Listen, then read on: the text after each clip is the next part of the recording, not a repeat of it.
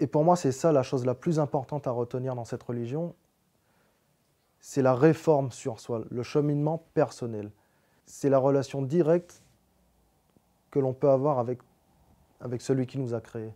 بالقرآن اهتديت في رحبه تحلو الحياة شوقا إلى المولى أتيت أسلمت روحي للإله قد زان لي أغلى طريق وهو الشفيع هو الرفيق يا هائما هل تستفيق وترى السعادة والنجاة قد زان لي أغلى طريق وهو الشفيع هو الرفيق يا هائما هل تستفيق وترى السعادة والنجاة.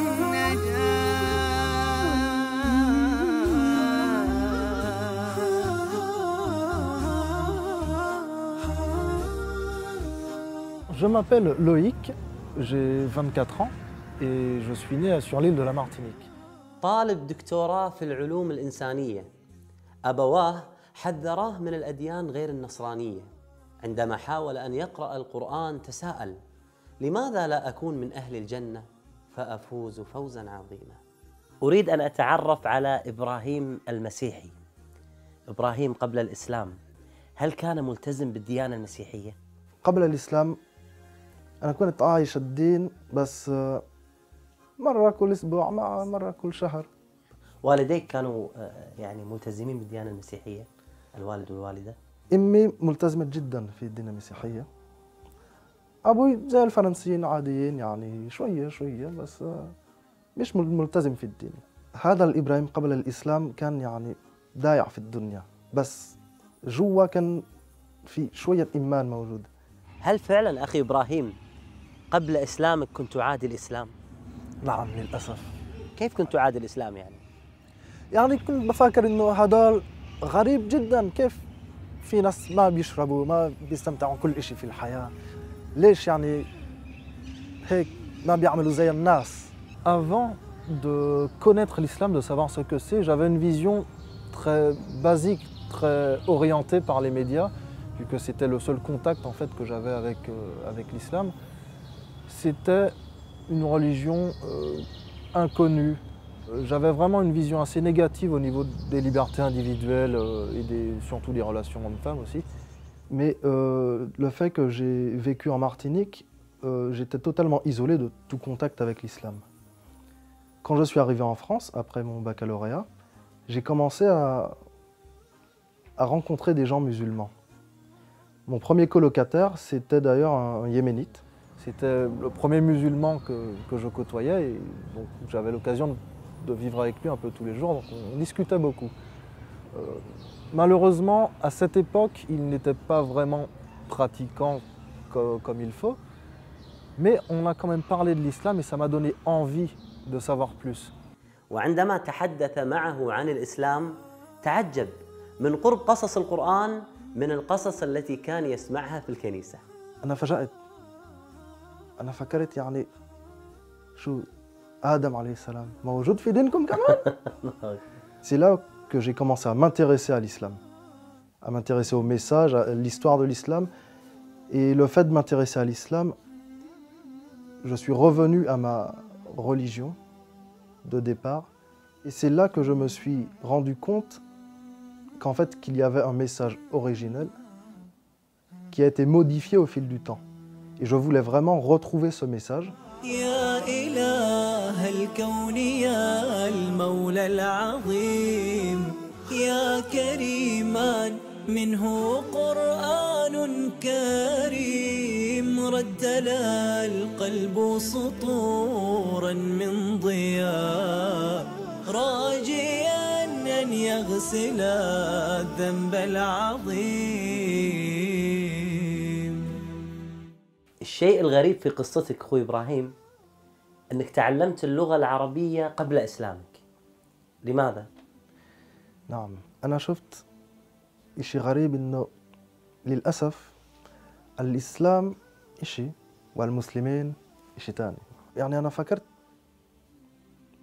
إذا هذا الدين كويس مستحيل أنا باخذ الدين من الناس وأنا باخذ كمان الأخطاء تبعهم. يعني تكرر ابتعاد المسلمين عن تعاليم الإسلام الحقيقية، فأخلاق المسلمين بحاجة إلى عودة صادقة لأخلاق القرآن. والله الحل سهل، فقط نقرأ كيف كان النبي صلى الله عليه وآله وسلم يتعامل مع الناس. فأنا كنت بدي أتعلم عربي عشان بعرف لنفسي، بقرأ لنفسي، بتعلم نفسي، مش على طريق الناس. أنا كنت بدي أكون يعني حر في ديني، عشان قبل في الدين المسيحية نتعلم الدين من الناس، والناس بيحكي لك هذا الحق هذا الحق. أنا ما كنت بدي أعيش نفس الإشي مع الإسلام. لما اشتكى جوف الظما، لما بكى جفني دما، والدرب خاف جهنما، لجأت للقرآن. من المعروف أن الفرنسيين من أكثر الشعوب الأوروبية ارتباطاً بالثقافة، سواء في الفلسفة أو الأدب أو الفكر. لذلك تجد أن من سمات هذا الشعب كثرة القراءة وحب الاطلاع والبحث. Et c'est pour ça que j'ai profité d'une année d'études à l'étranger pour aller en Égypte. En Égypte, je suis resté pour une année entière, une année scolaire. Et au début, c'était un petit peu difficile d'apprendre l'arabe, tout était nouveau pour moi. Mais je me suis beaucoup servi du Coran petit à petit, même sans être musulman, pour avoir un contact avec le cœur de la langue arabe. أول مرة سمعت فيها القرآن؟ أنا كنت في مصر في الباص ونزلت القرآن على الموبايل. أنا سمعت سورة البقرة، أكيد أنا ما فهمت كتير، بس بعد يمكن ربع ساعة أنا سمعت إني أعلم ما لا تعلمون، وأنا حسيت إشي غريب، إشي قوي جدا. هذا اللي فهم. عم الظلام فؤاديها، بات الليالي قاسية، ما عدت أدري ما الضياء إلا مع القرآن. معنت في آياته فأنست في صفحاته، ورشفت من نفحاته ما أعذب القرآن. يعني ومن هو الذي يقدر يحكي لي أنا أعلم وأنت لا تعلم؟ هو الله. أنا كنت متأكد إنه هذا كلام الله. Et quand j'ai compris que le Coran c'était vraiment Dieu qui nous parlait et qui en même temps me parlait directement, c'est à ce moment-là que j'ai commencé à vraiment accepter que le Coran est au centre de l'islam et qu'en acceptant le Coran, je devais aussi accepter l'islam.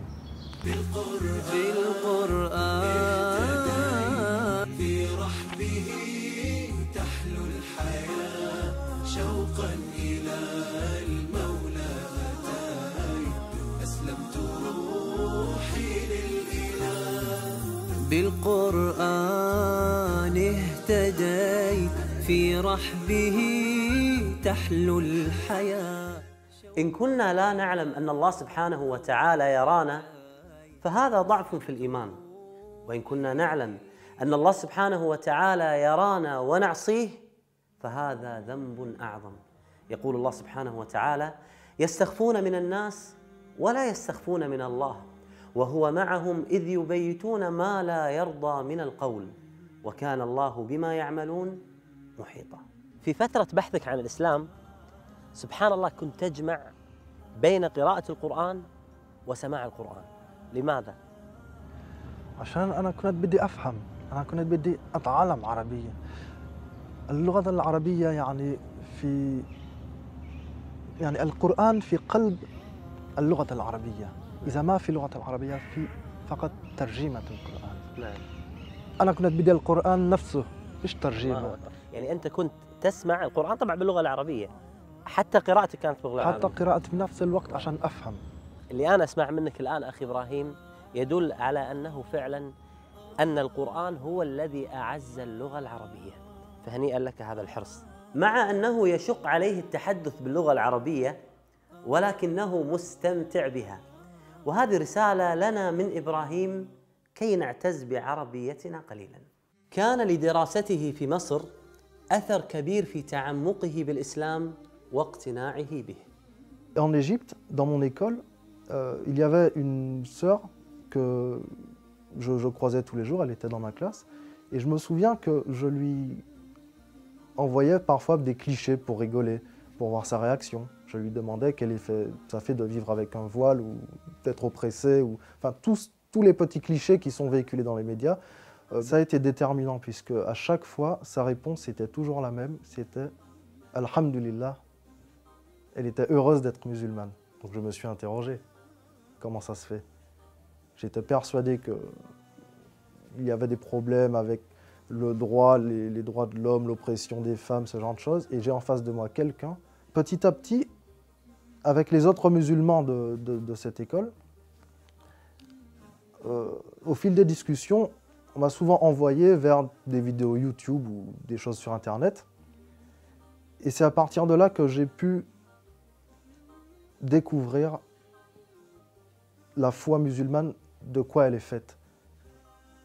C'est à partir de là que j'ai pu découvrir la vie après la mort, le paradis, l'enfer, le jugement, les bonnes actions, les mauvaises actions. واستمر بحثه ونقاشه مع المسلمين من حوله حتى جاءت لحظة الهداية. حدثني عن لحظة الشهادة، هذا اليوم المهم في حياتك شيخ إبراهيم. هذا اليوم أنا كنت قاعد بحضر فيديو على اليوتيوب. J'ai continué à regarder la vidéo. Et à un moment donné, quand un passage du Coran a été cité, je ne me souviens plus lequel, mais qui parlait de ce que les gens du paradis reçoivent pour ce qu'ils ont fait de bien sur terre, j'ai ressenti que mon âme a crié en moi. J'ai ressenti un cri. فهل أحسست أن سماه غيما إذا رتلت آيات كريمة سماء بل شفاء بل هداية لماذا أنت لم تدرك نعيما. آيات الجنة في القرآن مهمة، لذلك تجدها كثيرة ولها وقع عجيب ومريح على قلب الإنسان. وعندما تجد الله سبحانه وتعالى في القرآن يرغبنا بالنعيم وكأنه يقول اتركوا عنكم هذه الدنيا.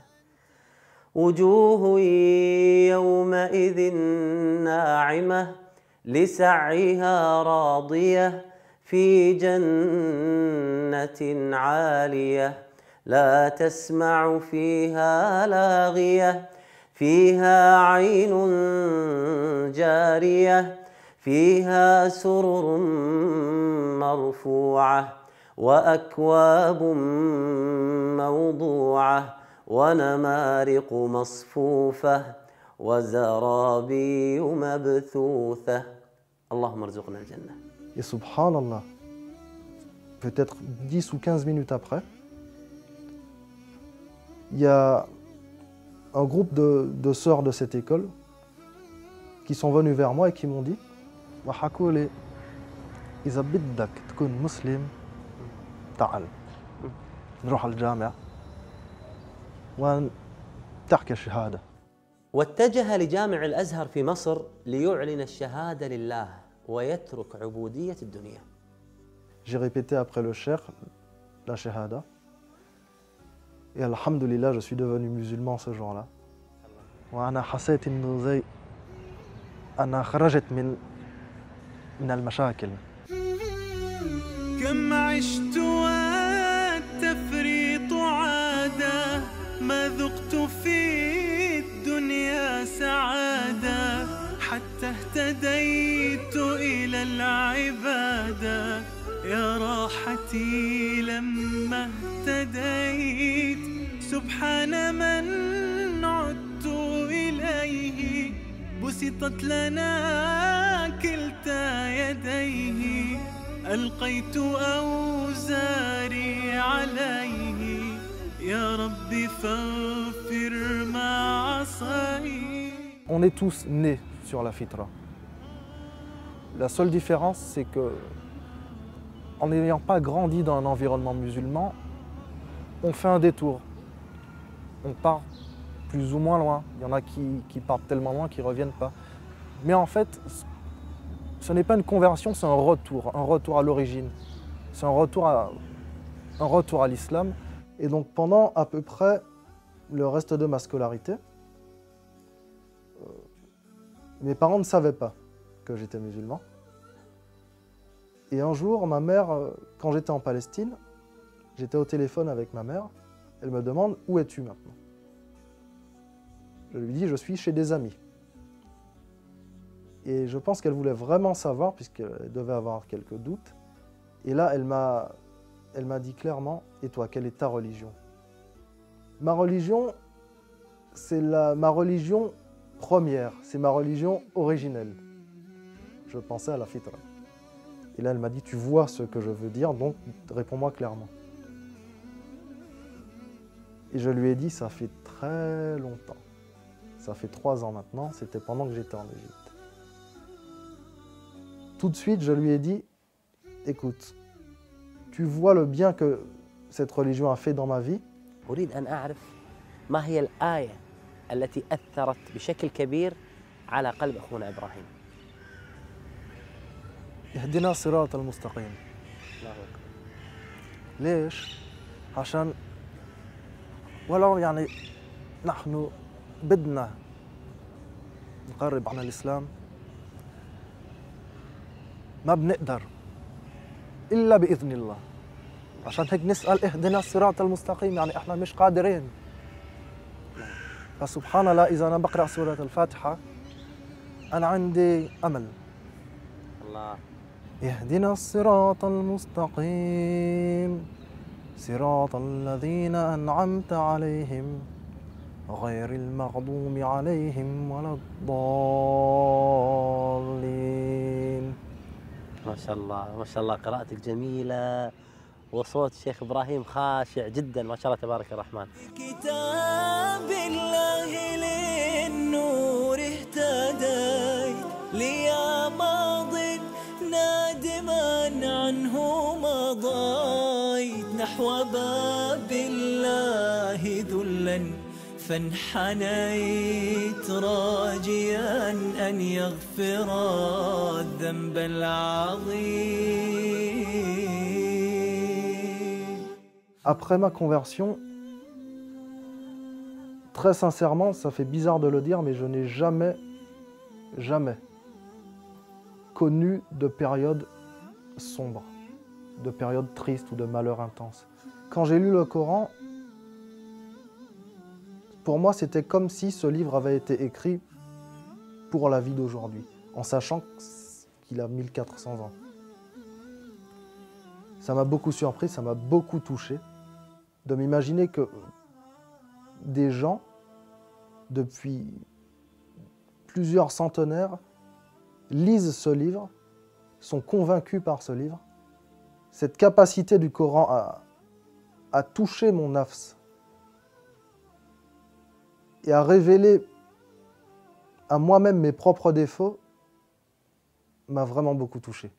بعيدا كنت لكن حين جئت بأول وهلة منه اهتديت وأنت عرفته مذ كنت طفلا لماذا قلب بعض الناس ميت لماذا قلب بعض الناس ميت عتابي أمة القرآن حب بكم فالهجر للقرآن ذنب، سيشكون الرسول غدا أنا أرضى. غدا ماذا نقول وما نجيب؟ عتابي أمة القرآن حب، بكم فالهجر للقرآن ذنب، سيشكون الرسول غدا أنا أرضى.